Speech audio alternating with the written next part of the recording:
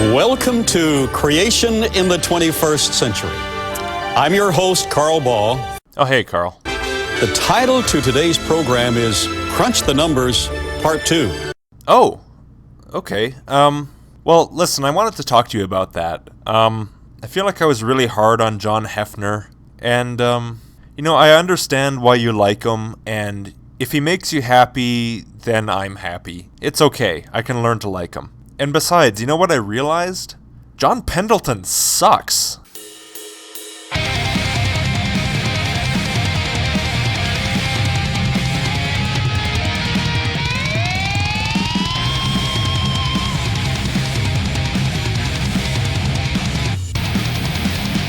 Math is the language of science. And we have a comparison of the theory of evolution and the concept of creation.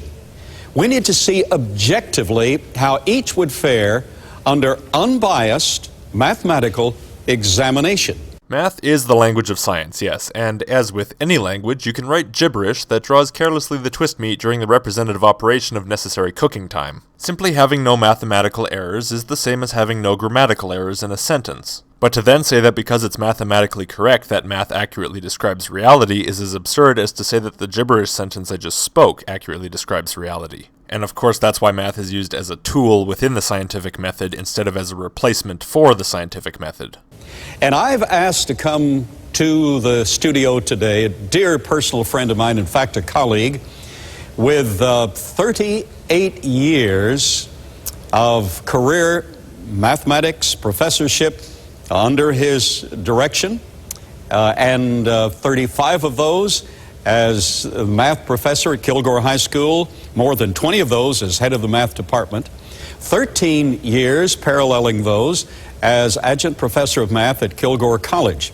So the person who's going to mathematically bring down the theory of evolution by natural selection is a high school and community college math teacher. Look, you don't need great credentials to be a great scientist, but when you try to tuck up being a high school math teacher as some sort of accomplishment that gives someone more credibility in a scientific discussion, it just doesn't work. If you're going to act like someone has more credibility because of their academic accomplishments, they have to actually have some. I'd like to welcome Professor John Hefner. Hi, Hef. Sorry about last time. You seem like not such a bad guy, I guess, and we can try and get along. Professor, it's always a privilege to have you on the program. Thank you. It's good to be here again. You bring a mathematical verification of data.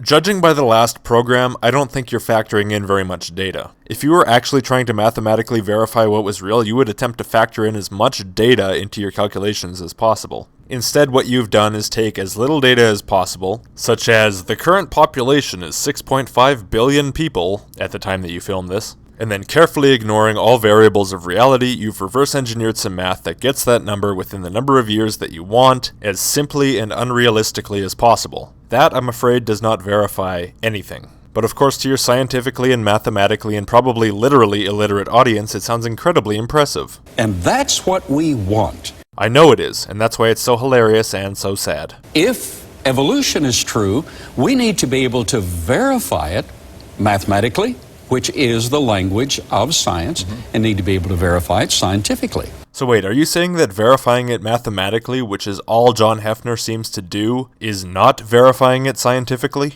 I'm glad to hear you say that, but in that case, what's the point of even doing it? In a nutshell, the theory of evolution is illustrated into this Tower of Time from a professional publication, stating or assuming that planet Earth originated about 4.6 billion years ago, and the first living systems, bacteria.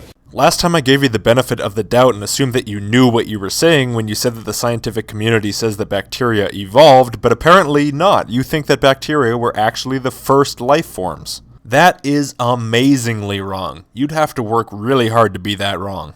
According to that theory, all of this is embraced and assumed to be true, even mathematically, by evolutionary concept.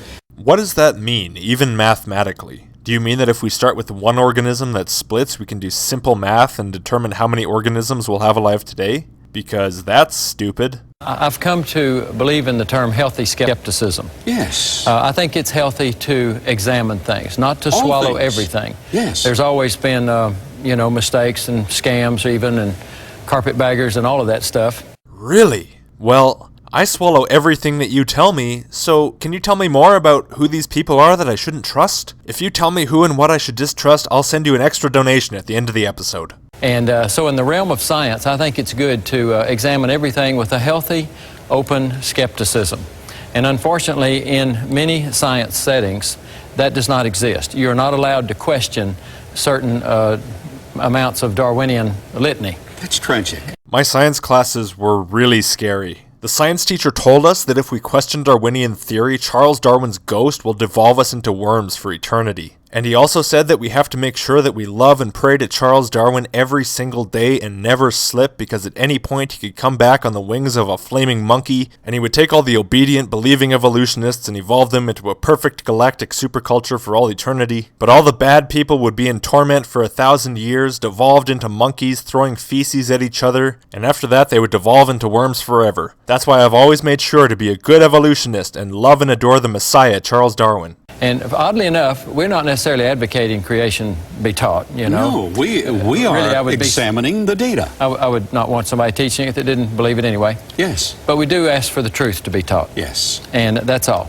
Just the truth. Just don't promote any lies. And you, of course, believe that creationism is the one truth and evolution is the lie, which means that you are advocating creationism be taught in schools. I would say that your remarkable inability to recognize obvious contradictions is surprising, but you believe that the Bible is 100% true, which means that you must lack any ability at all to detect contradiction, so it's not surprising.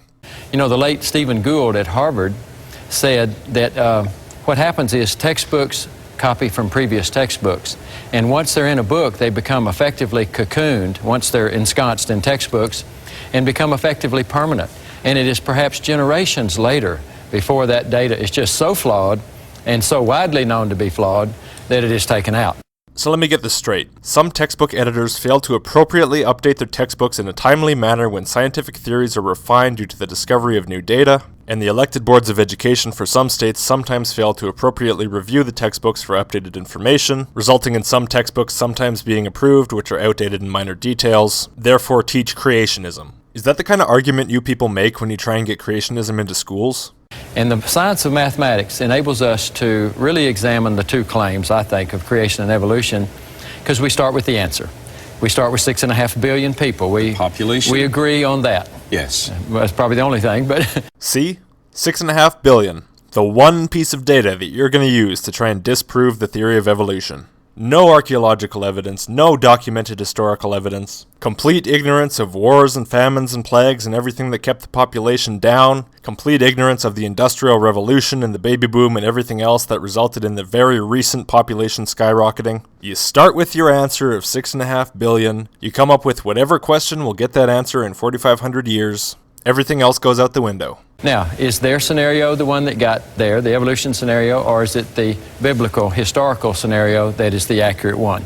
The biblical, historical scenario? I don't care about your math. I want to know where you're getting that. And anyway, we know the population growth would have been very rapid early due to genetic vigor, the lack of genetic load, not a polluted environment, a pristine new Earth, basically. Plus and all of space that. Then to... Plenty of space, of course. To conquer.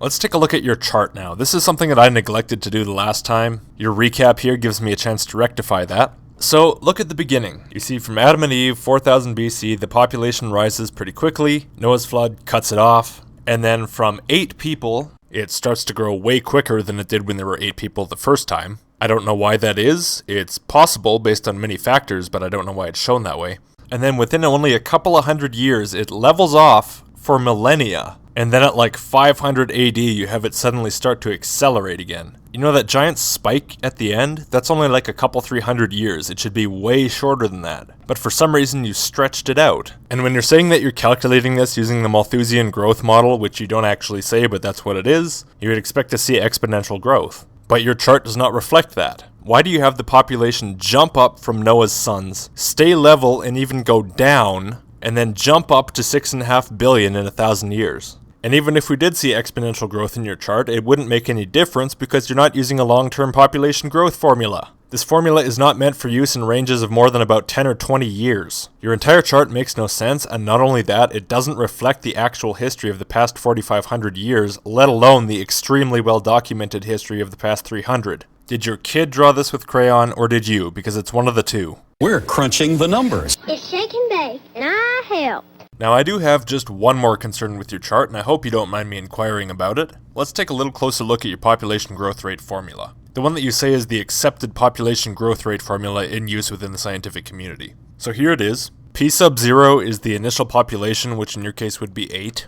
E is Euler's number. It's about 2.71828. R is the population growth rate. For example, the human population growth rate right now is about 1.1%. And T is the time in years. So let's plug in some numbers and see if we can get what you got as a result. So you seem to have used a population growth rate of about 0.456%. That's not too unreasonable considering that the current population growth rate is about 1.1% and it was about double that in the 1960s. And using that, an initial population of 8 and a time of 4,500 years, we do get about 6.5 billion, which you said it was in your video. So you might be wondering what my concern is, and my concern is that I'm not sure that you've entirely thought through your use of this formula. Because if you're going to apply a formula to humans which involves constant, unchecked, unbounded, exponential population growth, and say that this has occurred over the entirety of human history, surely this applies to every other organism as well, since there are no bounds of reality, no resource constraints, no anything to restrict the size of the population of any species.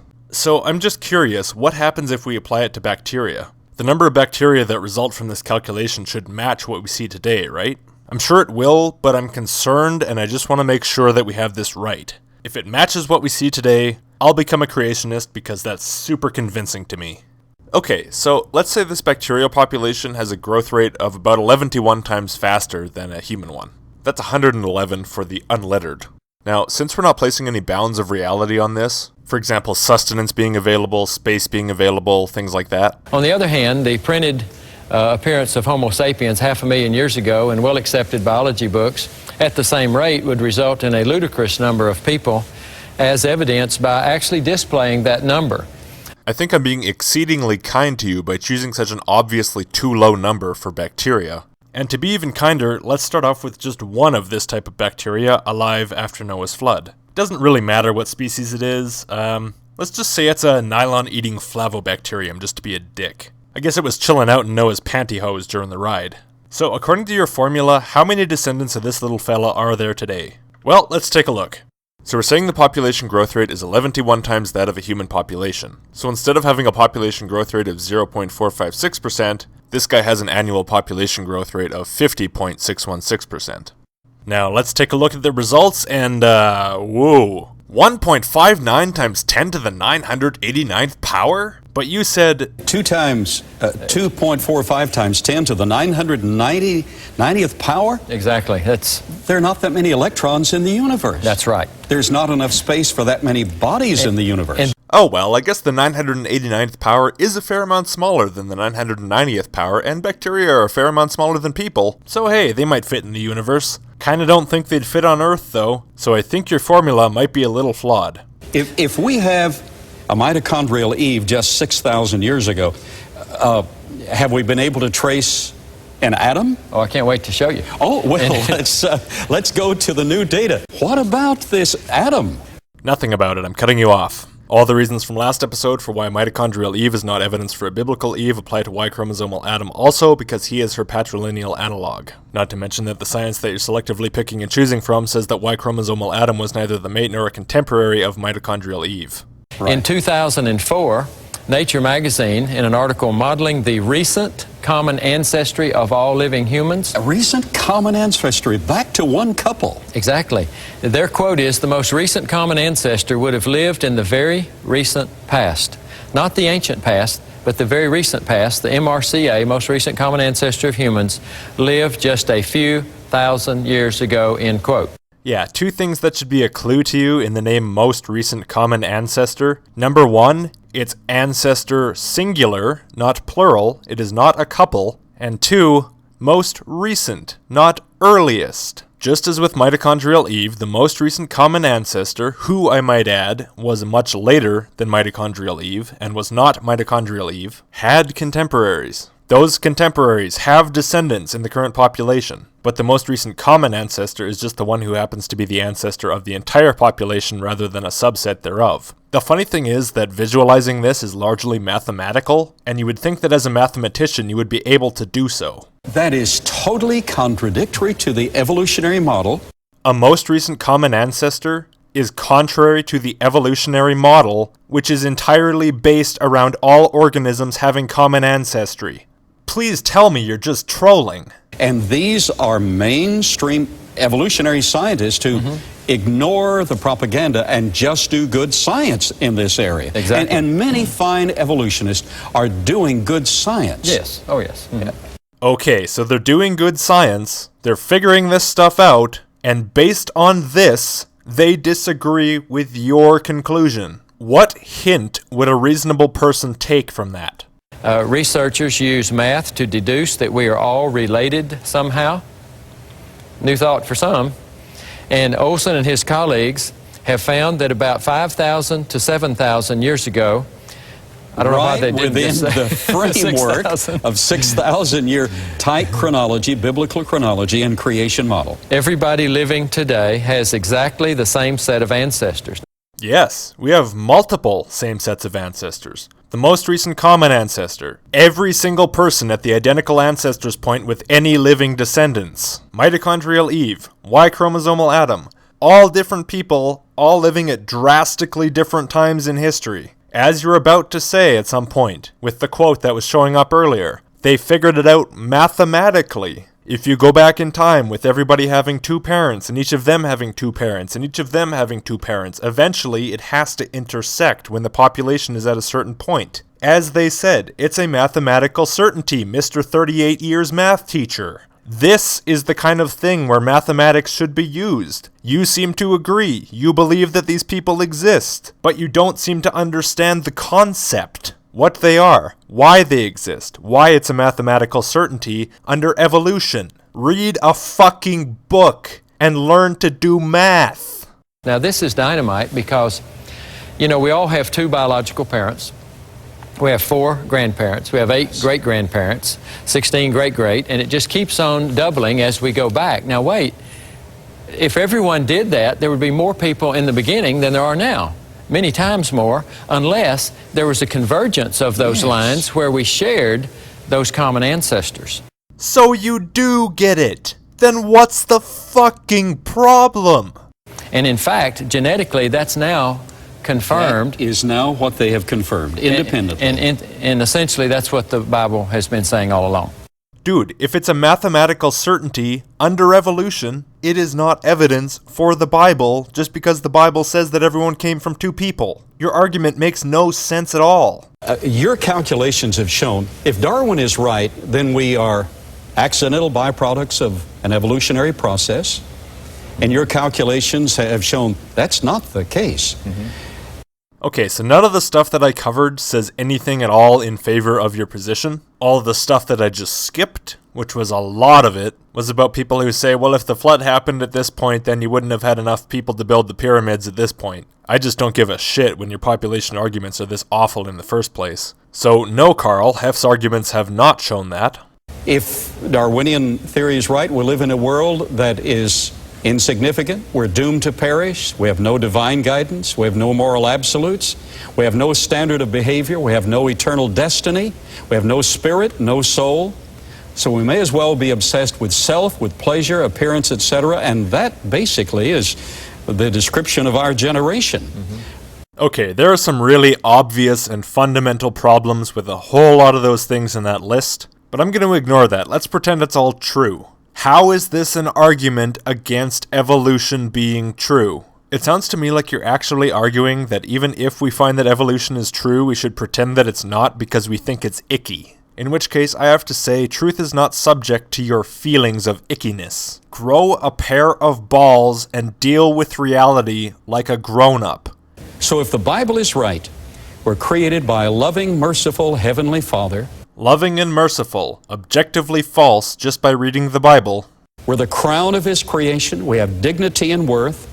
The dignity and worth to grovel at His feet for eternity, and if He decides He doesn't like you, He'll toss you into an incinerator like a piece of garbage. Yeah, I bet believing that makes you feel real dignified and worthy. We're surrounded by a fantastic universe that bears his signature, Really? Where's that constellation?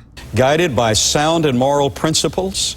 Once again, objectively false by reading the Bible, and blindly following rules is stupid when you should be considering the consequences of your actions and acting accordingly. We have hope even in life's darkest hours. I think that's a big reason why people believe this stuff into their adulthood, aside from the obvious indoctrination. They're so used to hope being handed down to them from their belief because they were raised that way that they can't seem to understand that without that belief they would have just as much hope coming from themselves. Even though I think I understand it on an academic level, being a lifelong atheist, it just baffles me. Instinctively, it just seems like small-mindedness. We have value that exceeds any other living creature. And that just seems like extreme narcissism and selfishness. We have an eternal work to do. What's the eternal work? Making sure that God's dick is eternally covered in your saliva? Now, which of these seems reasonable? And of course, it is obviously the biblical creation model. No. Things do not seem reasonable because they seem nice. They seem reasonable because they're likely true. You don't make your determinations about truth claims based on what idea seems the fluffiest. That idea is absolutely idiotic. And it explains a whole lot about how you can look at all the contradictions, lies, and absolute nonsense that you spew in this program and actually believe any of it. I wish I had my old outro because it would state this perfectly. Your thoughts are broken. Your reasoning is flawed.